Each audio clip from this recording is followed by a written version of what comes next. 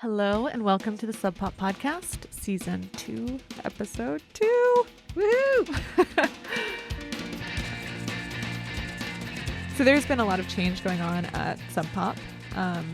Actually in the office in recent months, our warehouse moved. We've been remodeling what was the warehouse space, and we were lucky enough, us as the podcast, we're lucky enough to have some space set aside for us for a brand new podcasting studio. It's true. And listeners of Season 1 might recall us fondly referring to our makeshift studio last season as the murder closet, the burlap-lined room. Lovingly, of course.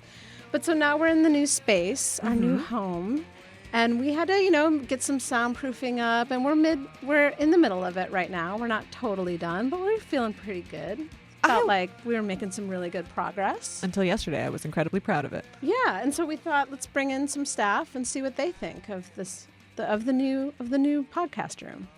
We did. And we did. Can you describe this room for someone who can't see it? Looks like there's soundproofing that's made out of burlap sacks. It's got a pleasant carpet color. It's got a lot of burlap, some ribbed foam panels. I don't mind the walls. Burlap. I'll take them. I feel like I'm in the inside of a bag of coffee beans or something. Is it always lit like this? It's a little dark. It's like, you know that one room in Breaking Bad when they have all the money in that big cube? Uh-huh. Yeah, that's kind of what this room looks like. Windowless, dark, bleak. Yeah, let's go with that. Do you feel comfortable in here? Absolutely not. What's your emotional state in this room? How does it make you actually feel? Yeah. I don't know if it has to do with this room or that mic they have in front of my face right now, but I feel a little panicked, and I'm starting to have a fight or flight response. It feels more like a murder closet. I feel like I may never come out of this room. What does this room smell like to you? It's not as bad as when I first walked in, so maybe I'm already getting used to it. But what are you getting used to? Paint-ish, unventilated, foam-esque. Would you be comfortable hanging out with us in here? I'm already not. Do I want to hang out with you in this room? The longer I'm in here, the more comfortable I'm becoming. Really? Actually. Oh, that's great. Okay. Can you remind me your guys' names? Alyssa and Arwen. That's right. Cool. Thanks, y'all. Yeah, thank you.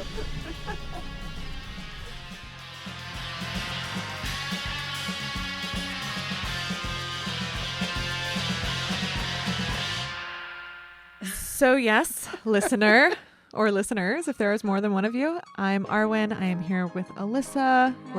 We're back, the host of the Sub Pop Podcast from the brand new and apparently not at all improved, at least vibe-wise, murder closet. People seem to love it. They seem to really love it. Yeah, I really like the new tagline that we got from our GM, Chris Jacobs. You'll get used to it. Yeah, maybe you will. This response from our coworkers doesn't necessarily bode well for unsuspecting interviewees. No, fight or flight. No, Flight? I'm not sure that's exactly the response I want to elicit when I'm trying to get people to feel comfortable when we bring them in here. It's like, oh, thank you so much for taking time out of your very busy touring schedule to come in and talk to us. I'm going to make you feel like you want to die or are going to be killed. I mean, it was a joke when we called it the murder closet before, but the reaction we're getting from people now. Oh, it's not so great. There might be some work to do. We're going to get some plants. Yeah. And those guests, people will like it in here. I think so. I hope so. Yeah. Well, speaking of people we're interviewing. Oh, right. Who's on the second episode today? Today we are going to be hearing from Clipping, from all three members of Clipping, and Sam Beam, a.k.a. Iron and Wine. Yeah. Lovely gentleman.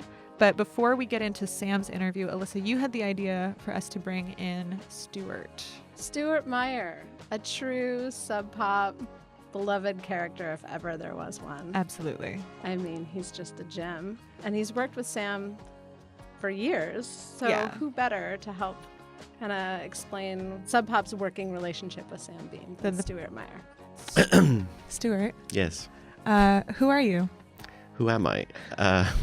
Stuart Meyer. I'm in charge of our manufacturing and production, and I do A&R duties as well. So you're Sam's A&R guy. What does that Yeah. mean? Sort of his point person here. He does what he wants to do, and I've had a little bit of influence here and there, not a lot. You can try to say, Sam, you should do this. It never happens. How would you describe him if you had to describe him to someone who'd never met him? What's his personality like? He's he's a super nice guy, like really genuinely. Low key, smart, thoughtful. He's obviously, from what I can tell, a great parent of 5 girls. Just a really sweet guy. It was one of the things, actually, I was going to say he's super funny. Aaron, what was your first impression of him when you met him? Of Stuart? Sure, yeah, I meant Sam, but yeah, Stuart. Of Stuart. Stuart is a devoted son. He is. He is. And he has a very good relationship with his mom. They talk a lot.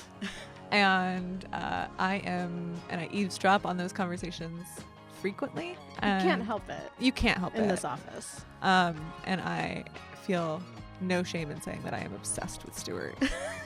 We're going to need to get more on Stuart Meyer. He doesn't listen to this, so it's fine.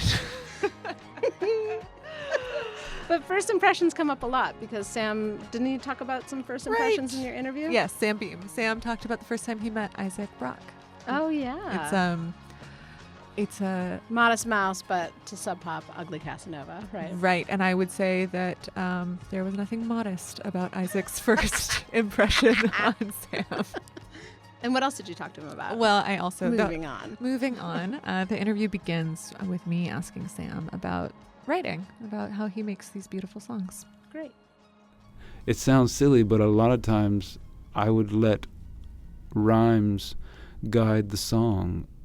And even songs that people would imagine were very heartfelt. It's a strange, you shouldn't delve too deep into the inspiration of things because obviously they do come from inside me. I'm not going to say something that I disbelieve or something, but the way that I get to those statements is sometimes really silly. I don't like giving away the magic trick. No, you know what I mean? Yeah. Then you don't want to see the magic show anymore. That's no fun.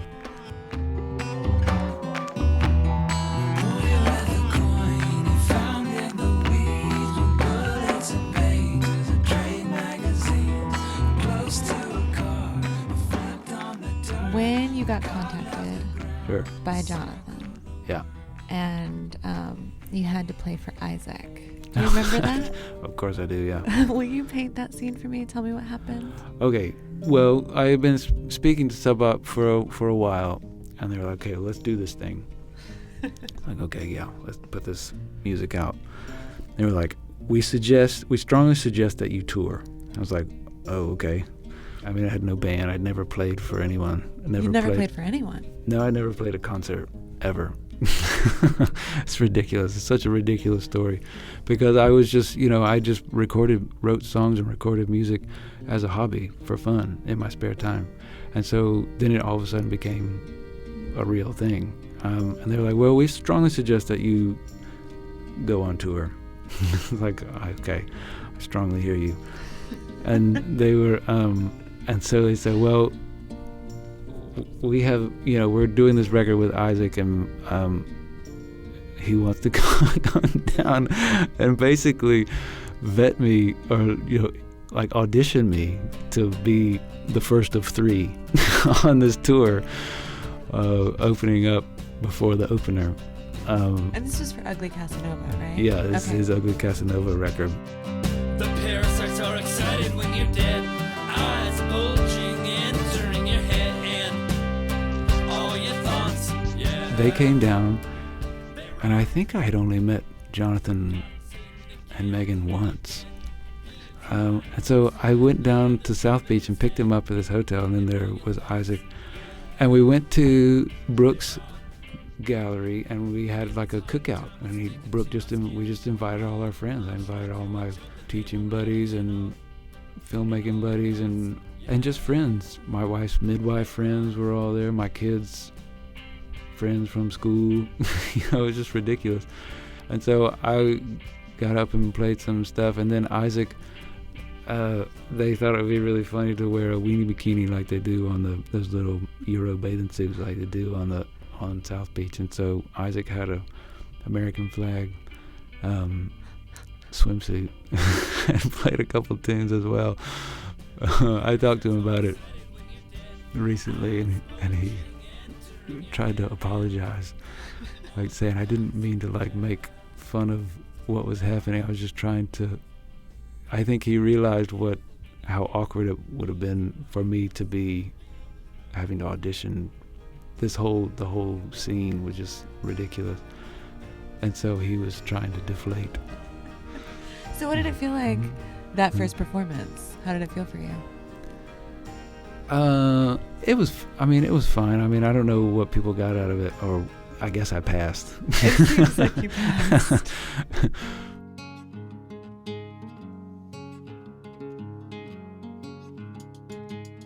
It took me a long time, even, years of playing concerts to enjoy doing it and find the value in getting up and just being in the moment.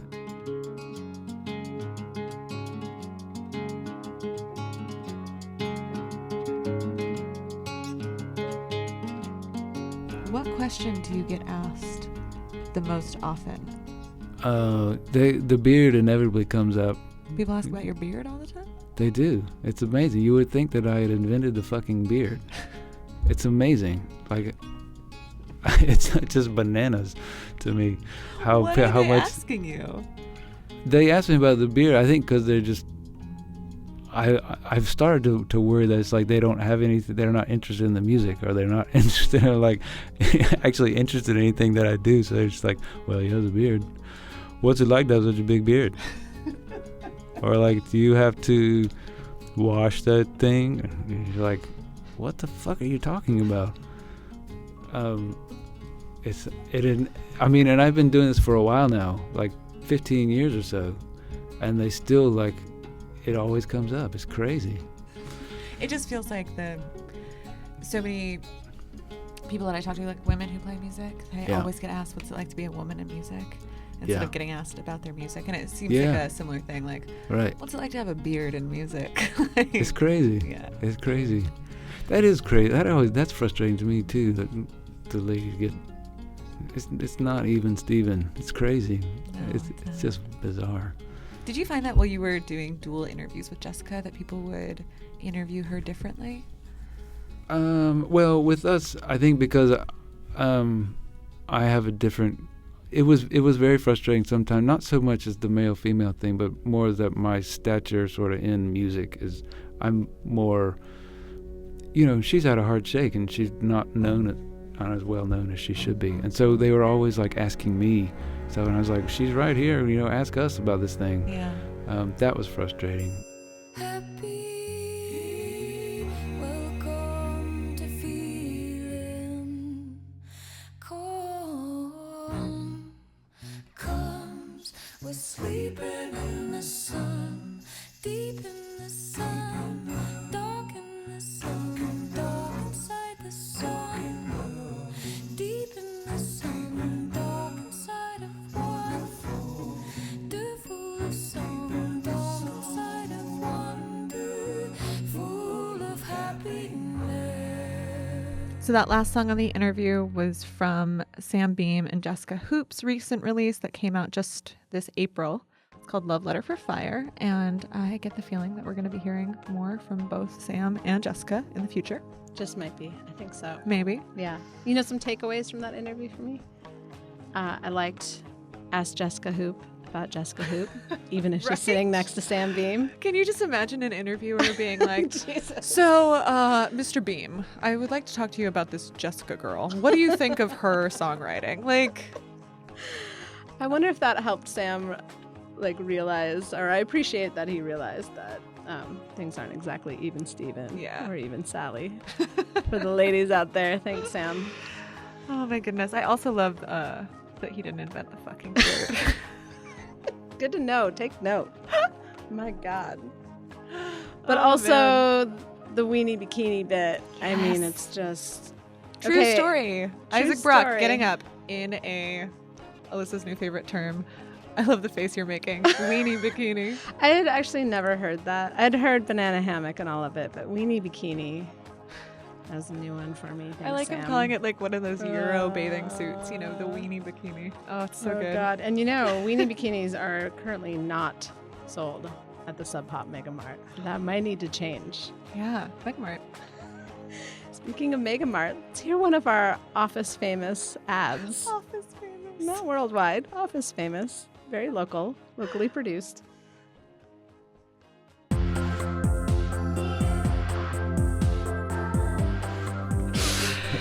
Stuart, Yeah? this is your first official Mega Mart of the new season. Yep. I did notice there wasn't one in that first episode. Yeah, you noticed that, huh? Mm-hmm. When that aired, it was awesome, that debut of the season. I felt like that first episode in itself was kind of a Sub Pop ad for the airport store in some ways. Mm-hmm. So I didn't want to like overburden the listener with calls to consume. Right. Although, we really need people to consume right now. Do we? Are we in bad shape? Yeah, the company's about to go out of business. Oh my God. Yeah, we need to sell them records.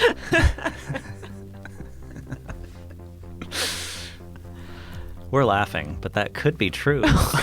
We don't know. We just work here.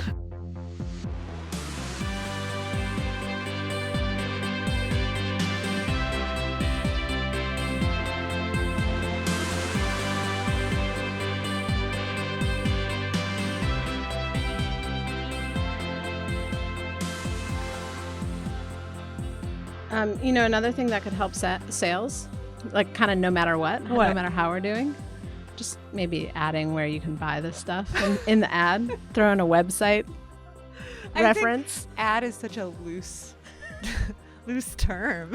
I don't know. Well, actually, you know what? In this next interview with Clipping, they note that they really appreciate art that asks more questions than provides answers. Are and you it made me think that maybe what we're just doing is creating really interesting art. I with love these the ads. idea that these ads are not ads. They're art. They're like our Campbell soup painting.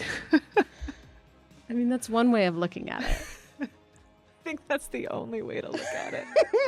They're either art or they're garbage, but they're definitely not ads. I'm going with art.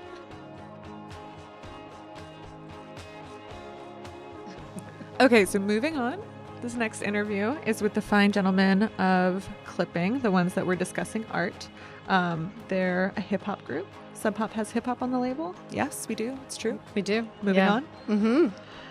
So do you remember, Alyssa, how this interview came to be? What was going on? Oh, God, the chaos of it? I do. Okay, so Clipping were in town for like one day, not even a full 24 hours. David had just flown in on a red eye. And we had like this series of interviews and meetings that we had just booked them one right after the other. And they were in the conference room doing an interview with like some prestigious magazine or much more well-known. Door closed. Door closed, but I could see in. Yeah. And it kept looking like they were done. And so our turn was up next. And I would just like come in and be like, hey guys, sorry to interrupt. Nope, they're still on the phone with this interview. How many times did you interrupt them? At least twice. At least twice. And so I'm just this over-eager, hey, oh no, not yet? Do you need to finish your interview with your actual, like, real magazine? So there was that, which is so rude and annoying, and I would like to formally apologize. But they were so nice. Yeah. Like, once I finally got to introduce them to you. And they were, I mean, just to underline the fact that they were super busy. Again, David had just flown in on a red eye. They were all meeting up here. They had all these other interviews, and they still they only had a half an hour to talk to me. But they were like, no, sure. And they were so nice. They were. But why were they so busy? What in part? Oh, I guess we have forgotten. We have failed to mention thus far that David is a member of the cast of Hamilton, the Broadway musical. Was at the time, yeah. Yeah, and like that, you know, Hamilton won all these Tonys. David won a Tony. David specifically he's a a Tony Award-winning artist. So what did I miss? What did I miss? Virginia, my home sweet home, I wanna give you a kiss. I've been in Paris meeting lots of different ladies. I guess I basically missed the late 80s. I traveled the wide, wide world and came back to this. But when we first started working with clipping a few years ago, they were just like this band or this group that was being talked about in the office a lot, and it felt like there was always something new to discover about them. Yeah, you told me they were like an office favorite. Yeah, and one of the things that got, at least for me, I remember being really excited to find out that Bill and Jonathan of Clipping were responsible for the original score of a movie called Room 237, which, if you don't know, please just allow this like quick little segue into Room 237 is a film which like explores all these like theories about the movie The Shining, which Arwen just finally saw for the first time. It was incredible, of course, and I'm obsessed with it now and like drawing pictures of scenes from The Shining because I'm weird. But like and her obsessions. My obsessions. Yes. And so my new obsession right now is The Shining. And so I was, you know, tweeting about the fact that I was like watching this and my reactions to watching it in real time. And every person was like, oh my God, you have to watch Room 237. It's true. And so the next day I did. And it's incredible. And a little more trivia, if you can just please bear with me, because I just can't even help myself. Room 237 is directed by the incredible Rodney Asher, who I learned about because of that movie, and then just ended up on his website fully immersed in all of the things he is doing. And one of the things he is doing is that he directed Clipping's Wriggle video that came out this summer, and it's amazing. There's I can't stop. Yeah. I can't stop. And you should definitely check out the soundtrack that Bill and Jonathan, the original score that they did for Room 237. There's a video of them making it. I can't stop with the video comments, but it's true. There's a video of them putting together the score. I like that you're nerding out on video stuff. I know. So yes, hectic schedules, rude interruptions from Melissa. Said I'm sorry. And these are, I mean, to be fair, like David is really busy. Like he had just won a Tony, like all these things were going on with Hamilton. He's, you know, getting all these acting roles, but like Bill and Jonathan, along with being, you know, film composers, like score composers for film, like they're also in other musical projects. They also, you know, Bill's an academic. Like there are all these things happening. They're very accomplished people. The fact that they were so nice and gave me their time was just, it was really generous. Like gracious and generous. I don't want to be too effusive, but like they really charmed me.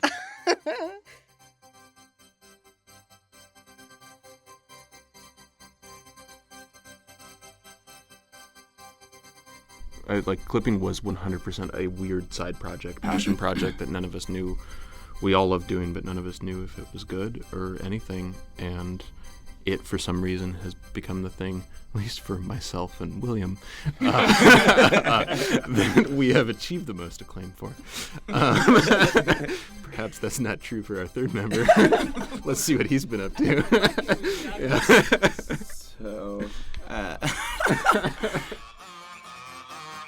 Inside the mind of a man is a massacre made up of many a miniature message. It misses the most of it, so convoluted, designed for disaster. It's making the best of a universe far too expansive to cope with, and he never chose nor was chosen by metrics that make any sense, and the senses are numbed by emotional stresses. There must be a better place to be somebody else. We cannot make a decision about what kind of song we're going to put out based on whether we think it's going to be popular. There is no use for us to try and do something because it's gonna stick, so you may as well just only put things out that you are really, really like. If you can do that, I think you're gonna be fine, because if one of them does stick, then you're cool. And I think we've gotten them, like what we've discovered, and we were just talking about this last night, is that the things that have stuck are oftentimes the thing that the three of us were like, well, we like it, don't know if anyone else will, and then weirdly, like, that's worked out for us. nobody ever likes anything for the reason that the artist made it. I don't think, like, that seems like it's pretty rare, and I certainly figured that out in like previous projects, that like the reason that I was doing things and the things that I was hearing and what I was making were not what anybody else heard and not what anybody else liked about them if they liked them. So I kind of gave up on that pretty quickly and just thought, well, the most important thing is that there's something for somebody to grab onto. So rather than trying to like manipulate an audience into feeling a certain way or getting a certain idea or a certain thing, to me it's much more interesting to just start a conversation or have like something for somebody to grapple onto. I mean, a lot of my favorite acts and a lot of my favorite like art and music is sort of like deliberately contradictory, and it's never vague, but it like having a lot of like sort of really clear contradictory or at least ideas that are at odds with each other. The art that asks questions as opposed to provides answers, I think, is a lot more interesting. And so when you make art like that, then you really have no idea how people are going to respond to it too. But I think that's super exciting.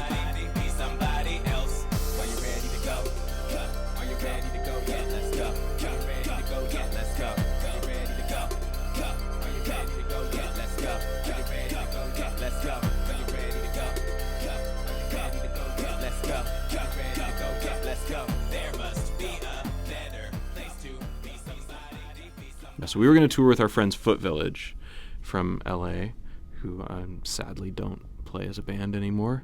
And Garrett, who works here, was booking the show for them at a place called the Black Lodge. It's like kind of a warehouse. And he heard our material and sent that to Tony, who then emailed me. I was in Argentina when this happened, right? And you guys were in LA. That's right, yeah. Oh, right. Oh, man. We played a show without you. Yeah, the one time we played a show without Jonathan was the one that Tony came to. Yeah. Well, he came. It was amazing. Little did he know how shitty all the rest of them were going to be. Yeah, no, this was really great because he came to The Smell, which is this kind of scummy all ages, like legendary but filthy place in LA that we were playing, and we sort of knew that this was like, that someone from Sub Pop is coming to this show. And he was no offense to Tony, but he was definitely the oldest person in the room, so we figured out exactly who he was.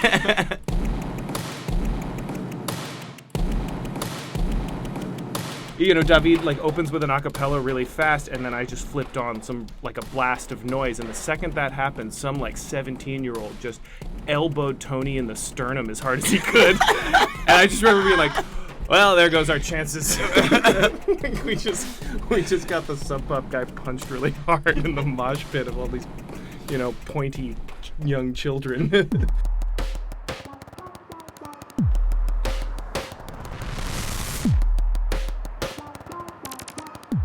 It drives me crazy that as someone who like has also does what is called noise music, that like doing any established genre badly makes you the experimental version of that. Where it's like, I would get so sick of this where we'd be at noise shows and I'd be playing and I work at this.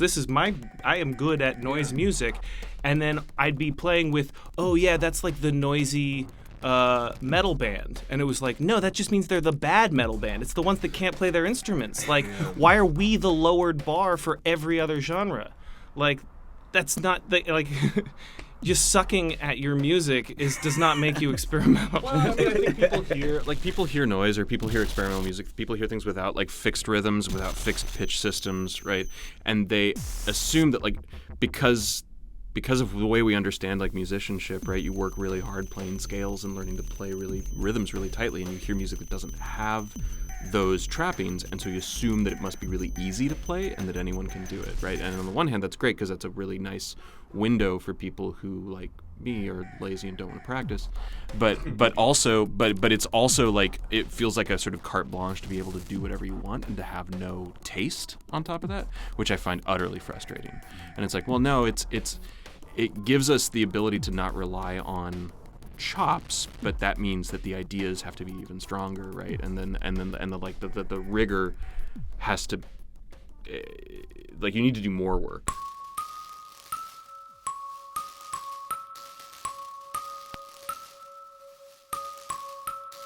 We learned a long time ago how different we were, and it's sort of strange that we found each other. But this was something that Jonathan and I started talking about, 16 years ago, which was that I don't, the way I make work is to look into the world and say, what should get made? What would I want to hear that is not getting made?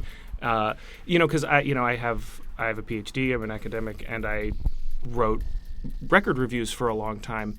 And there'd be so many instances where I'm like, man, I'm writing this review of this record, or I'm writing an article about this phenomenon, and this article would be so much better if only this piece of art actually did the thing I'm arguing that it does.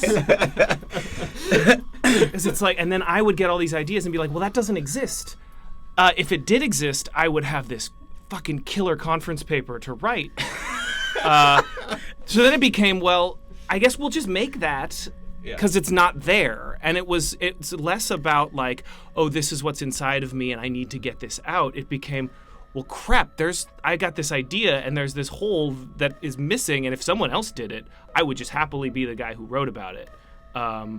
But since it doesn't exist, we gotta somehow put it into the world so someone else can write. It's true. We have so many ideas that we're like, oh man, that's a really good idea. I don't think we're ever gonna do it, but somebody should do it. And then like something will come out that's pretty close. I'm like, oh, okay, thank God, we can just check that one off the list and not do that anymore.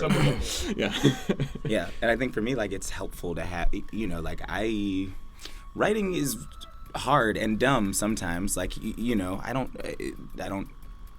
I don't care that much about what I have to say often. So having like two people around who have like this sort of endless stream of ideas that are just like ideas for how a song should be made, that's all of a sudden like immediate, like, oh, great. Then this is how I have to write this thing, or here's a rhythmic idea. That changes everything. Like, it's why I started rapping. I was as a teenager writing really terrible slam poems before I started writing rap songs, and then a friend of mine started making beats and didn't know any rappers and asked me if I would rap on this thing, and I said sure. I've been obsessed with rap music since I was a very young child, and I had sort of studied it, but I didn't know anyone making beats, so it wasn't a thing that I did. And the constraint of having rhythm like changed everything for me. All of a sudden it was wide open. So now working in a band with just an endless series of constraints is so great. It's so much easier to write these songs than it is for me to write my own songs, where I have to make so many more decisions by myself and where it's actually less constrained.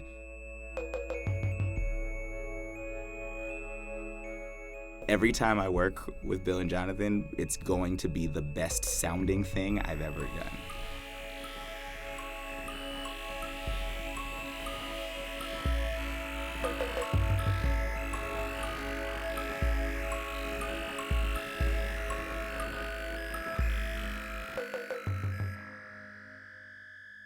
That's a funny thing to, like, we actually don't ever end up talking about what, like, obsessed audiophiles we are, because so often, our beat is made out of like smashing glass or something that everyone assumes is this like lo-fi, like fuck it punk attitude, and it's like, actually no, everything's mixed really nicely. We have really nice stuff. We've got really good taste. We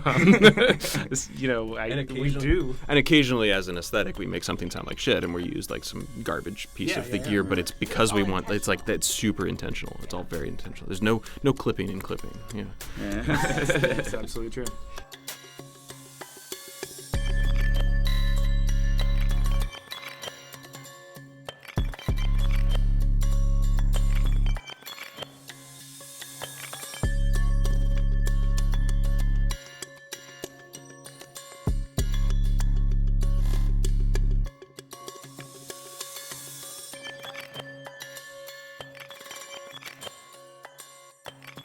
I'm just going to say we're going to walk right past their comment about Tony being the oldest guy in the room. We're just going to walk right past that. Not even going to comment on it. We're not even going to mention any of the fact that Tony was absolutely the oldest person at the smell. No, because it's not funny, and we're just going to move on from it. No, it's not even worth mentioning. And it's not worth mentioning that you and Tony are the same age. No, none of these things are worth mentioning. We're moving on.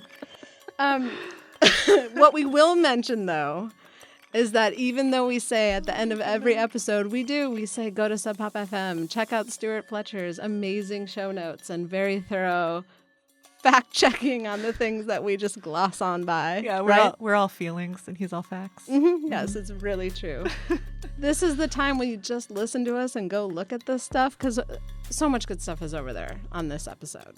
Yeah, I mean, we're gonna give you clips or links to Room 237, to David on Jimmy Fallon, to their performance on James Corden, which is incredible. Maybe a picture of Sam's beard that he did not invent. Just go over there. Just get out of here. I'm all frustrated. Go over to subpop.fm. Finish this podcast, because we have still some more news to share. My goodness. And then go over there next time. Next time on the Sub Pop podcast. Where do you end up? I end up on the ground in Portland. On the side of the road. Seriously, literally on the side of two different roads. Sitting on the ground talking to men in Portland. That's the next episode. Which men in particular? Oh, Hutch Harris from the Thermals. Very and nice. My new super crush, Kyle Kraft. If you're counting, that means from episode 1, I fell in love with Kane, who works at the airport. And then episode 2, I am officially in love with both Sam Beam and all 3 members of Clipping. And then I fall in love again. It's out of control. Yeah. You're full of emotion. I am. Yeah, it's true. I'm a sensitive soul. Okay, music you heard on today's episode. What did we hear today? Today we heard Mudhoney, of course, along with Laluz, Iron and Wine, Sam Beam and Jessica Hoop, Some Ugly Casanova, Morgan Delt, Clipping, and Kristen Control. We did. And a big thanks to the staff and bosses over here at Sub Pop and Hardly Art. Thanks, you guys. Couldn't do it without you. Maybe we could, wouldn't want to. This has been another edition of the Sub Pop podcast. Visit us on the usual social media sites. Mm-hmm. Please subscribe. Review us on iTunes, even though it's not that easy. Tell 5 friends to do the same, won't you? Yeah. Just do it. Just do it.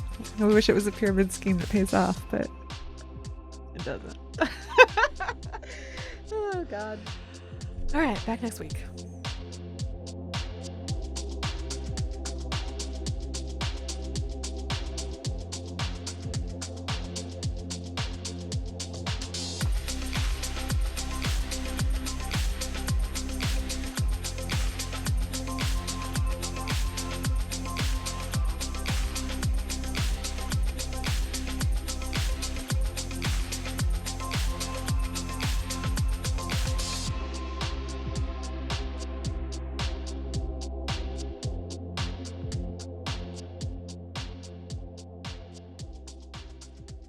So Tad and Sade are basically the same. Yeah, because Tad's like Tad Doyle, and he had a band called Tad. Sade is Sade Adu, I think, ADU, and she has a band called Sade. I learned so much from you in these ads, Stuart.